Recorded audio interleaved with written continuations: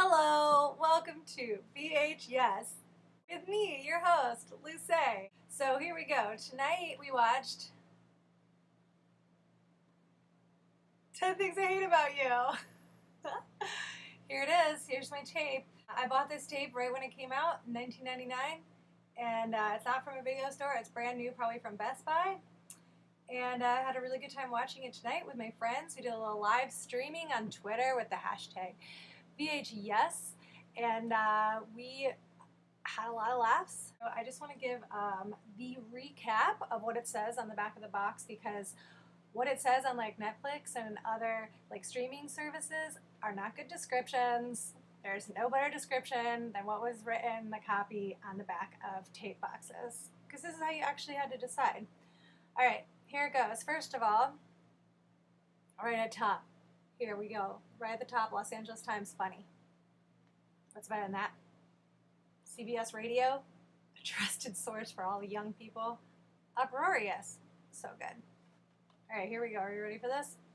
A cool cast of young stars is just one of the things you'll love about this hilarious comedy hit! Exclamation point. On the first day at his new school, Cameron, Joseph Gordon-Levitt, so adorable with like the best haircut that I definitely think should come back and will look cute on any of you queer, non-binary folks out there. It's a real good kind of part down the middle, cute little, late 90s, lighter strong. Do this look. I think it's going to come back. All right, Joseph Gordon-Levitt from Halloween H2O. Didn't remember that. And TV's Third Rock from the Sun, of course. For those of you who watched the first episode, you remember that I am very angry at everyone who didn't think Joseph Gordon-Levitt was hot when Third Rock from the Sun was on. Let's see. Okay. So Cameron instantly falls for Bianca Larissa Olenek, the Babysitters Club, and Alice Mack, the gorgeous girl of his dreams.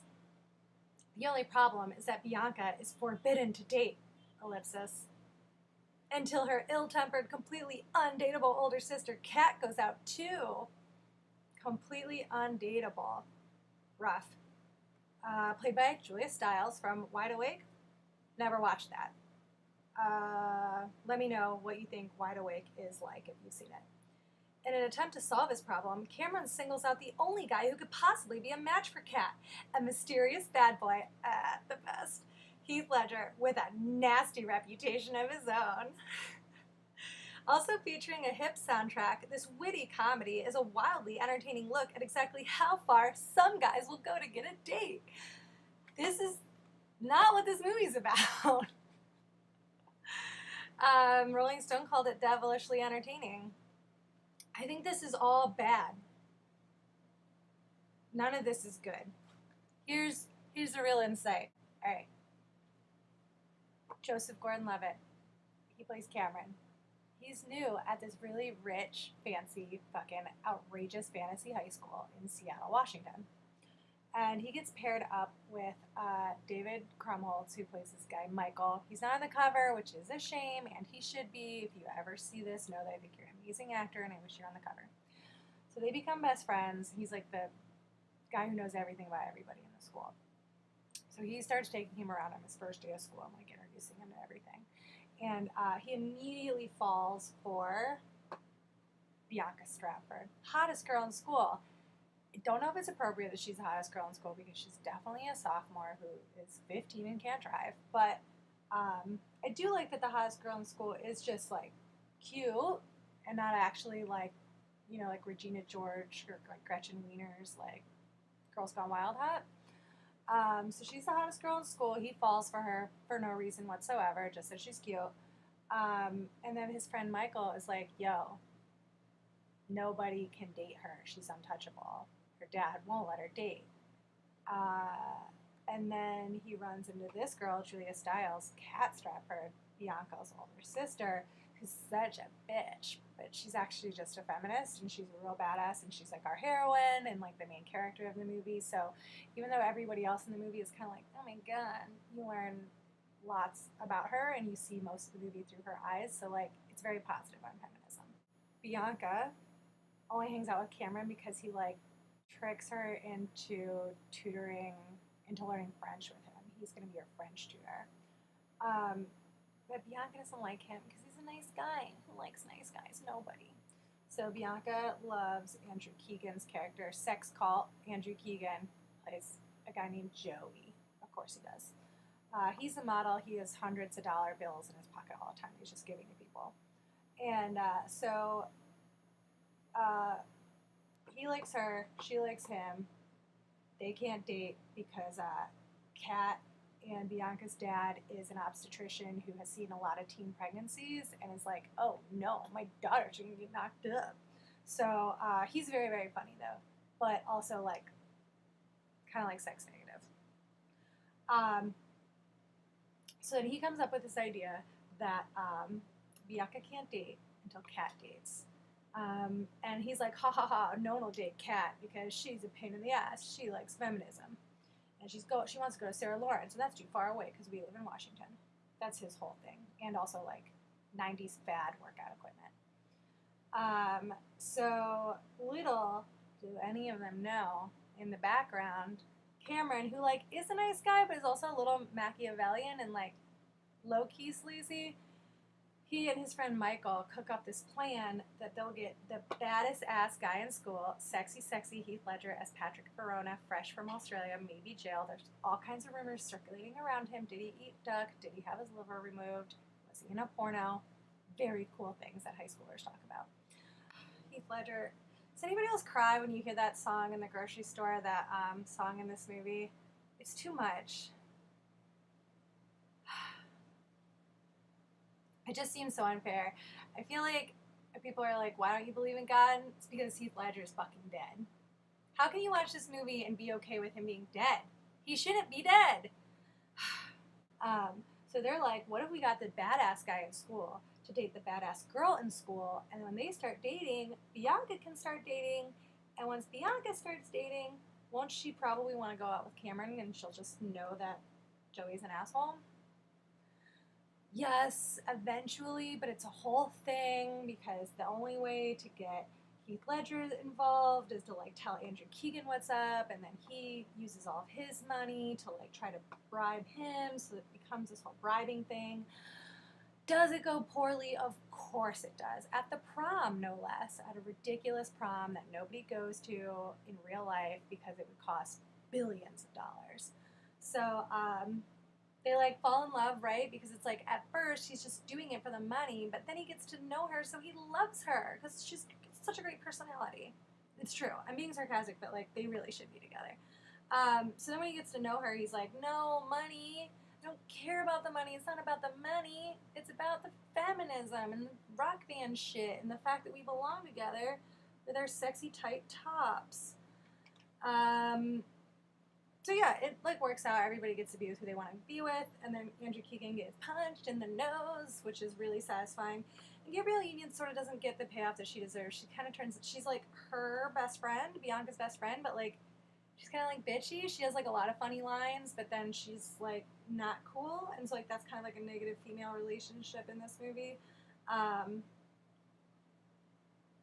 But that's okay because sometimes girls are shitty.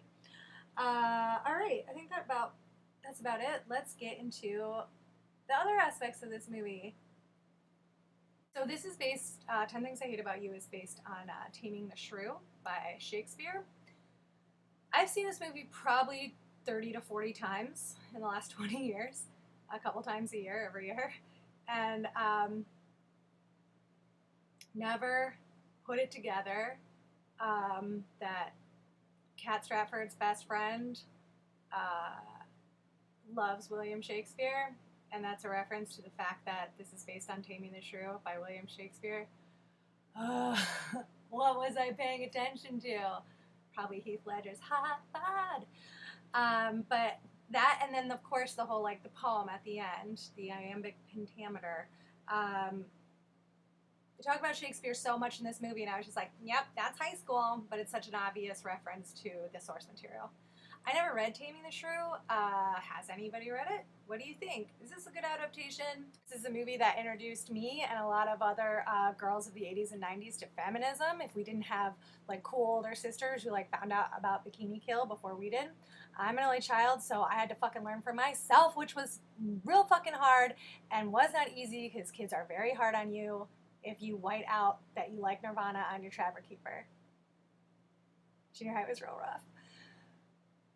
What I'm saying is that I didn't know about Riot Grrrl as a movement. The internet didn't exist in the early 90s. And I saw this movie and they talk about Riot Grrrl music, the Raincoats, Bikini Kill, Letters to Cleo, everything kind of around that, like, as they say, angry female rock bands of the indie persuasion. And it totally blew me away. It like opened up this whole new subculture to me that I didn't know existed.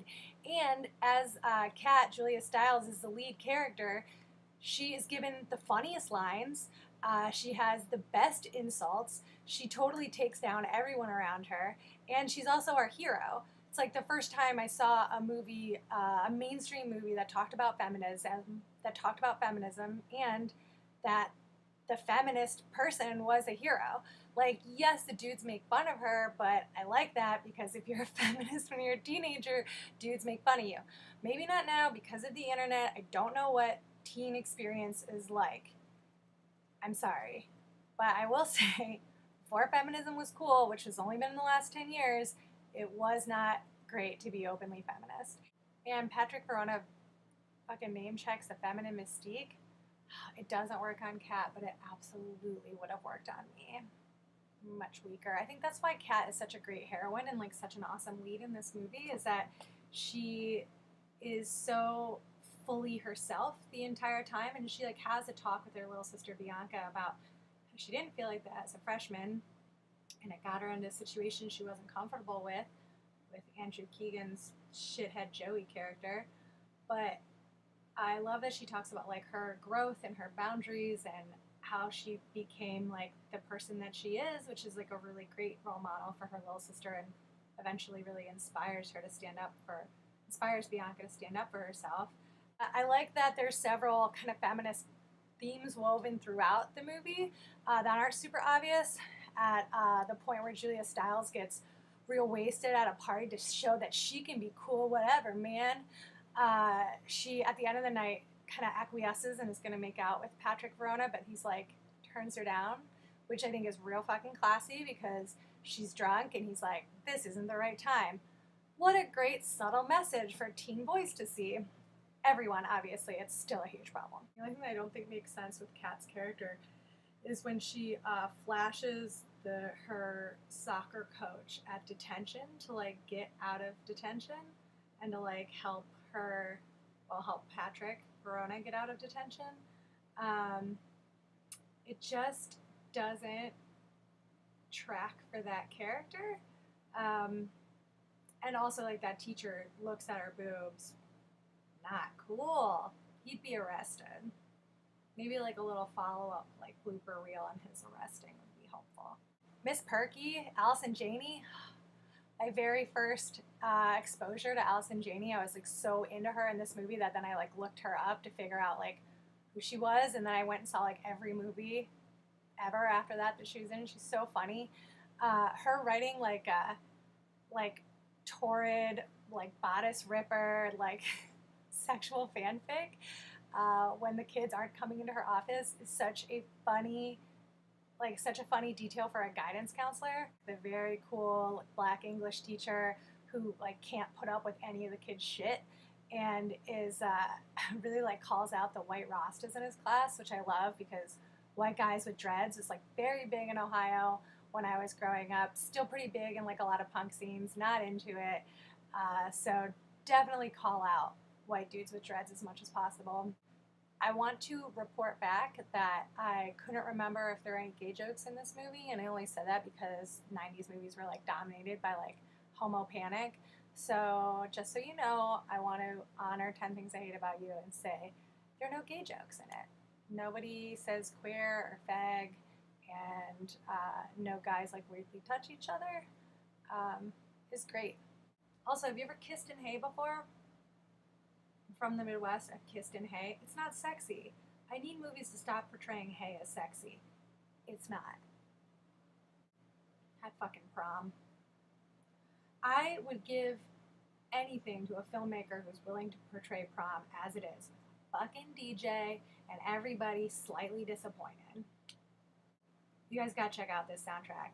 If you haven't listened to the 10 Things I Hate About You soundtrack, ripped from the 90s. It's so perfect. There's so many good songs on it. Plus, I don't remember if this is actually on the soundtrack or not, but Semisonic has this like badass fucking song during the whole like ultra amazing date of like paddle boating and water ballooning. They call it paintball, but it's balloons filled with paint. It's not paintball. I was very concerned when I actually learned what paintball was, and it wasn't that.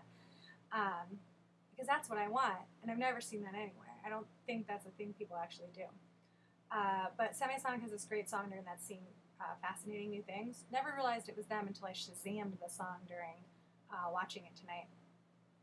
It's a really good song. Plus, I really think you should revisit the Closing Time album.